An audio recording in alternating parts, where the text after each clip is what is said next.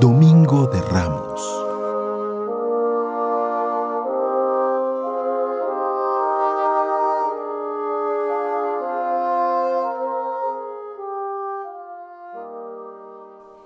Es el último domingo de Cuaresma, que sirve de pórtico a la Semana Santa. La liturgia y la piedad popular se unen en la síntesis de este día, verdadera celebración dominical de la Pasión y a la vez conmemoración de la entrada de Jesús en Jerusalén. El título Domingo de Ramos y de Pasión del Señor revela bien el carácter paradójico y de contraste que asocia el triunfo de la entrada con el drama de la Pasión. Importa, pues, que reflexionemos brevemente sobre los signos que se ponen de relieve dentro de la liturgia para comprender su significado. La reunión es el primer signo de una reunión inhabitual en el exterior de la Iglesia. Es una convocatoria de los fieles que debe resaltar por su carácter festivo y popular.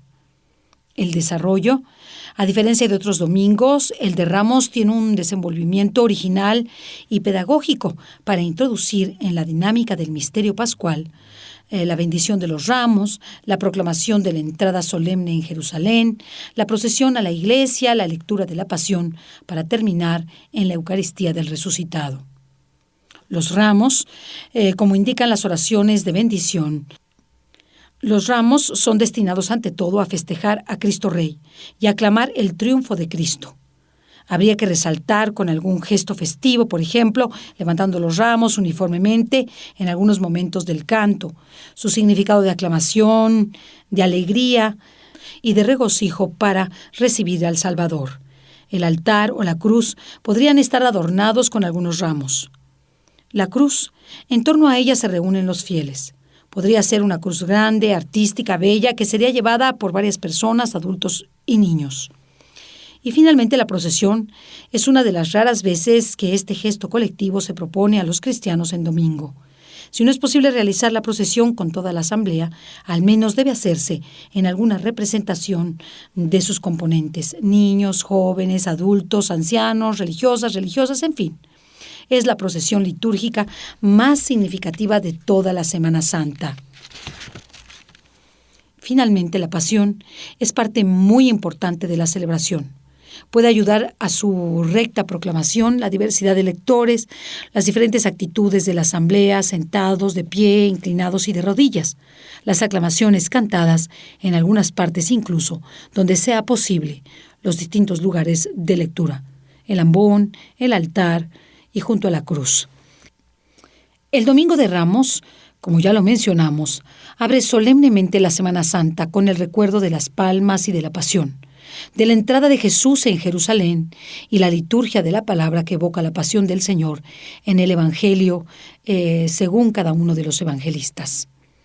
En este día se entrecruzan las dos tradiciones litúrgicas que han dado origen a esa celebración: la alegre, multitudinaria, festiva liturgia de la Iglesia, Madre de la Ciudad Santa, que se convierte en mimesis, imitación de lo que Jesús hizo en Jerusalén, y la austera memoria, anamnesis, de la pasión que marcaba la liturgia de Roma. Liturgia de Jerusalén y de Roma juntas en nuestra celebración, con una evocación que no puede dejar de ser actualizada. Vamos con el pensamiento a Jerusalén. Subimos al Monte de los Olivos para recalcar en la capilla de Betfagé que nos recuerda el gesto de Jesús, un gesto profético que entra como rey pacífico, Mesías aclamado primero y condenado después para cumplir en todas las profecías. Por un momento, la gente revivió la esperanza de tener ya consigo, de forma abierta y sin subterfugios, aquel que venía en el nombre del Señor. Al menos así lo entendieron los más sencillos, los discípulos y la gente que acompañó a Jesús como un rey. San Lucas no habla de olivos ni palmas, sino de gente que iba alfombrando el camino con sus vestidos, como se recibe a un rey. Gente que gritaba: «Bendito el que viene como rey, en el nombre del Señor, paz en el cielo y gloria en lo alto». Palabras con una extraña evocación de las mismas que anunciaron el nacimiento del Señor. En Belén, a los más humildes. Jerusalén desde el siglo IV. En el esplendor de su vida litúrgica, celebraba este momento con una procesión multitudinaria. Y esto gustó tanto a los peregrinos que Occidente dejó plasmada en esta procesión de Ramos una de las más bellas celebraciones de la Semana Santa. Con la liturgia de Roma, por otro lado, entramos en la Pasión y anticipamos la proclamación del misterio con un gran contraste entre el camino triunfante del Cristo del Domingo de Ramos y el Vía Crucis de los días santos. Sin embargo, son las últimas palabras de Jesús en el madero, la nueva semilla que debe empujar el remo evangelizador de la nueva iglesia en el mundo. Padre, en tus manos encomiendo mi espíritu.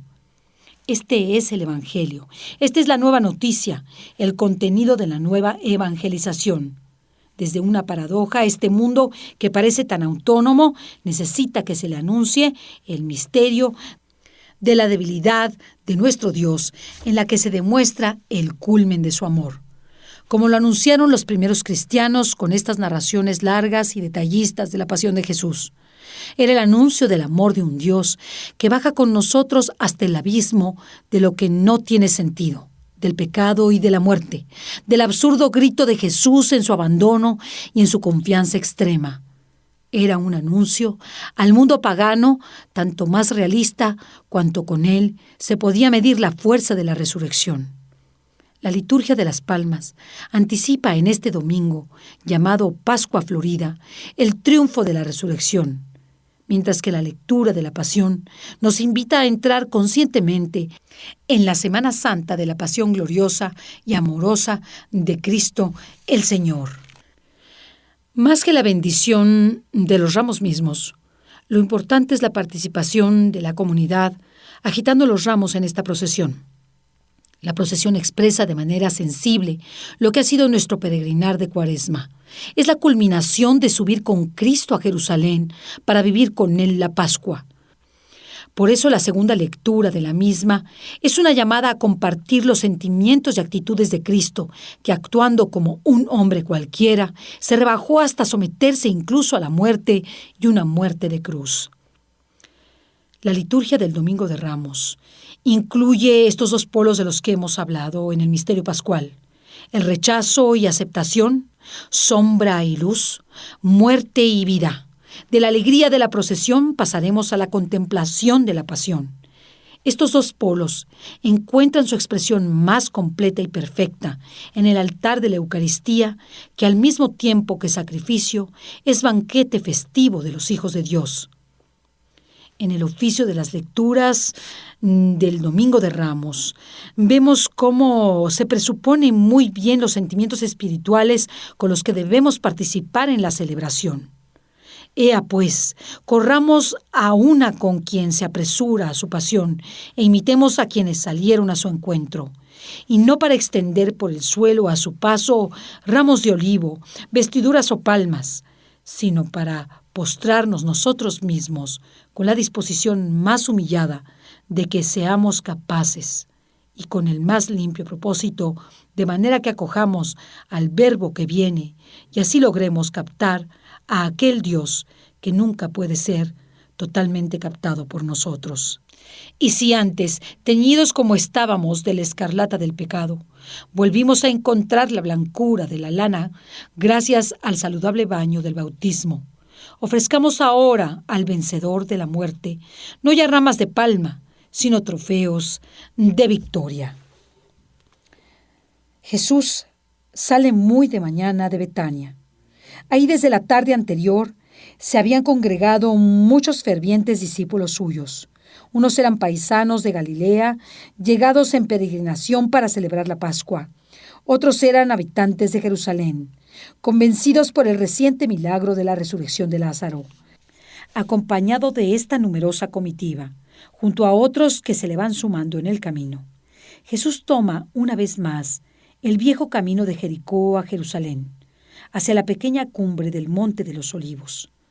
Las circunstancias se presentaban propicias para un gran recibimiento, pues era costumbre que las gentes saliesen al encuentro de los más importantes grupos de peregrinos para entrar en la ciudad entre cantos y manifestaciones de alegría. El Señor no manifestó ninguna oposición a los preparativos de esta entrada jubilosa. Él mismo elige la cabalgadura, un sencillo asno que manda traer de Betfagé, aldea muy cercana a Jerusalén. El asno había sido en Palestina la cabalgadura de personajes notables ya desde el tiempo de Balaán. El cortejo se organizó enseguida. Algunos extendieron su manto sobre la grupa del animal y ayudaron a Jesús a subir encima. Otros, adelantándose, tendían sus mantos en el suelo para que el borrico pasase sobre ellos como sobre un tapiz. Y muchos otros corrían en el camino a medida que se adelantaba el cortejo hacia la ciudad, esparciendo ramas verdes a lo largo del trayecto y agitando ramos de olivo y de palma arrancados de los árboles de las inmediaciones. Y al acercarse a la ciudad, ya en la bajada del Monte de los Olivos, toda la multitud de los que bajaban, llena de alegría, comenzó a alabar a Dios en alta voz por todos los prodigios que había visto, diciendo: «Bendito el Rey que viene en el nombre del Señor, paz en el cielo y gloria en las alturas». Jesús hace su entrada en Jerusalén como Mesías en un borrico, como había sido profetizado muchos siglos antes, y los cantos del pueblo son claramente mesiánicos. Esta gente llana, y sobre todo los fariseos, conocían bien estas profecías, y se manifiesta llena de júbilo. Jesús admite el homenaje, y a los fariseos que intentan apagar aquellas manifestaciones de fe y de alegría, el Señor les dice: «Os digo que si estos callan, gritarán las piedras». Con todo, el triunfo de Jesús es un triunfo sencillo. Se contenta con un pobre animal por trono. «No sé a vosotros, pero a mí no me humilla reconocerme a los ojos del Señor. Como un juramento, como un borriquito soy, yo delante de ti, pero estaré siempre a tu lado, porque tú me has tomado de tu diestra. Tú me llevas por el ronzal». Así lo aclama el Salmo. Jesús quiere también entrar hoy triunfante en la vida de los hombres, sobre una cabalgadura humilde. Quiere que demos testimonio de Él, en la sencillez de nuestro trabajo, bien hecho, con nuestra alegría, con nuestra serenidad, con nuestra sincera preocupación por los demás. Quiere hacerse presente en nosotros a través de las circunstancias del vivir humano. También nosotros podemos decirle el día de hoy: «Como un borriquito estoy delante de ti, pero tú estás siempre conmigo. Me has tomado por el ronzal, me has hecho cumplir tu voluntad y después me darás un abrazo muy fuerte. Como un borrico soy ante ti, Señor, como un borrico de carga, y siempre estaré contigo». Nos puede servir la jaculatoria para el día de hoy. El Señor ha entrado triunfante en Jerusalén. Pocos días más tarde, en esa ciudad, también será clavado en la cruz. Vamos a nuestra pausa de reflexión. Jesús quiere entrar en nuestra vida de manera sencilla, en nuestra oración, en nuestros pensamientos, en nuestro caminar cotidiano. Quiere ser uno con nosotros. No pretende que le reconozcamos como a un personaje poderoso, aunque lo es. Pretende solamente ser dueño de nuestro corazón. Meditemos si Jesús es, hoy por hoy, el dueño de nuestro corazón, de nuestros pensamientos y de nuestro ser. El cortejo triunfal de Jesús había rebasado la cima del Monte de los Olivos y descendía por la vertiente occidental, dirigiéndose al templo que desde ahí se dominaba. Toda la ciudad aparecía ante la vista de Jesús. Al contemplar aquel panorama, Jesús lloró. Aquel llanto, entre tantos gritos alegres y en tan solemne entrada, debió de resultar completamente inesperado. Los discípulos estaban desconcertados viendo a Jesús. Tanta alegría se había roto de golpe en un momento. Jesús mira cómo Jerusalén se hunde en el pecado, en su ignorancia y en su ceguera. ¡Ay! Si conocieras, por lo menos en este día, que se te ha dado, lo que puede traerte la paz. Pero ahora todo está oculto a tus ojos. Ve el Señor, cómo sobre ella caerán otros días que ya no serán como este, día de alegría y de salvación, sino de desdicha y de ruina. Pocos años más tarde, la ciudad será arrasada. Jesús llora la impenitencia de Jerusalén. Qué elocuentes son estas lágrimas de Cristo. Lleno de misericordia se compadece de esta ciudad que le rechaza. Lleno de misericordia se compadece de nuestro mundo actual que le rechaza. Nada quedó por intentar, ni en milagros, ni en obras, ni en palabras, con tono de severidad unas veces, indulgente otras. Jesús lo ha intentado todo con todos, en la ciudad y en el campo, con las gentes sencillas y con sabios doctores, en Galilea y en Judea. También ahora y en cada época, Jesús entrega la riqueza de su gracia a cada hombre, porque su voluntad es siempre salvadora. En nuestra vida tampoco ha quedado nada por intentar, ningún remedio por poner. Tantas veces Jesús se ha hecho el encontradizo con nosotros, tantas gracias ordinarias y extraordinarias ha derramado sobre nuestra vida. El mismo Hijo de Dios se unió en cierto modo con cada hombre por su encarnación. Con manos humanas trabajó, con mente humana pensó, con voluntad humana obró, con corazón de hombre amó. Nacido de María Virgen, se hizo de verdad uno de nosotros, igual que nosotros en todo, menos en el pecado. Cordero inocente, mereció para nosotros la vida derramando libremente su sangre. Y en él mismo Dios se reconcilió consigo y entre nosotros mismos y nos arrancó de la esclavitud del diablo y del pecado y de la muerte. Y así cada uno de nosotros puede decir con el apóstol: el Hijo de Dios me amó y se entregó por mí. La historia de cada hombre es la historia de la continua solicitud de Dios sobre él. Cada hombre es objeto de predilección del Señor. Jesús lo intentó todo con Jerusalén y la ciudad no quiso abrir las puertas a la misericordia de Jesús, a la misericordia de Dios. Es el misterio profundo de la libertad humana que tiene la triste posibilidad de rechazar la gracia divina. Hombre libre, sujétate a voluntaria servidumbre para que Jesús no tenga que decir por ti aquello que cuentan que dijo por otros a la Madre Teresa.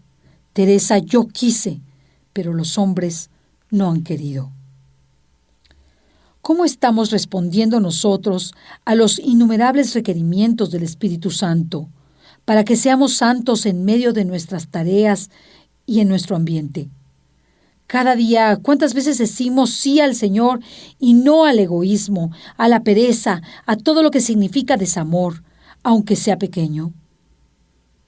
Al entrar el Señor en la ciudad santa, los niños hebreos profetizaban la resurrección de Cristo, proclamando con ramos de palmas: Hosana en el cielo. Nosotros conocemos ahora que aquella entrada triunfal fue para muchos muy efímera. Los ramos verdes se marchitaron pronto. El hosana entusiasta se transformó 5 días más tarde en el grito enfurecido: ¡Crucifícale! ¡Crucifícale! ¿Por qué tan brusca la mudanza? ¿Por qué tanta inconsistencia? Para entender algo, quizá tengamos que consultar nuestro propio corazón. ¿Qué diferentes voces eran? Comenta San Bernardo: quita, quita, crucifícale. Y bendito sea el que viene en el nombre del Señor. Hosana en las alturas. Qué diferentes voces son llamarle ahora a Rey de Israel, y de ahí a pocos días no tenemos más rey que al César. Qué diferentes son los ramos verdes y la cruz, las flores y las espinas. A quien antes tendían la alfombra los vestidos propios, de ahí a poco le desnudan de los suyos y echan suerte sobre ellos. La entrada triunfal de Jesús en Jerusalén pide a cada uno de nosotros coherencia y perseverancia, ahondar en nuestra fidelidad para que nuestros propósitos no sean luces que brillan momentáneamente y pronto se apagan. En el fondo de nuestros corazones hay profundos contrastes. Somos capaces de lo mejor y de lo peor. Si queremos tener la vida divina, triunfar con Cristo, hemos de ser constantes y hacer morir por la penitencia lo que nos aparta de Dios y nos impide acompañar al Señor hasta la cruz. La liturgia del Domingo de Ramos pone en boca de los cristianos este cántico: levantad, puertas, vuestros dinteles, levantaos, puertas antiguas, para que entre el Rey de la Gloria. El que se queda recluido en la ciudadela del propio egoísmo no descenderá al campo de batalla.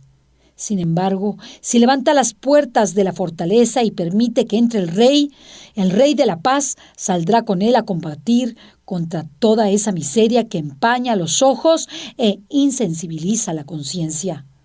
María también está en Jerusalén, cerca de su Hijo para celebrar la Pascua, la última Pascua judía y la primera Pascua en la que el Hijo es el sacerdote y la víctima, sacerdote eterno que nos redimirá. No nos separemos de la Virgen, de Nuestra Señora, que nos enseña a ser constantes, a luchar en lo pequeño, a crecer continuamente en el amor a Jesús. Contemplemos la pasión, la muerte y la resurrección de su Hijo junto a ella. No encontraremos un lugar más privilegiado que este. Animados por este pensamiento, perseveremos en la fe, perseveremos en nuestra vocación y en nuestra decisión de seguir a Cristo desde hoy y para siempre.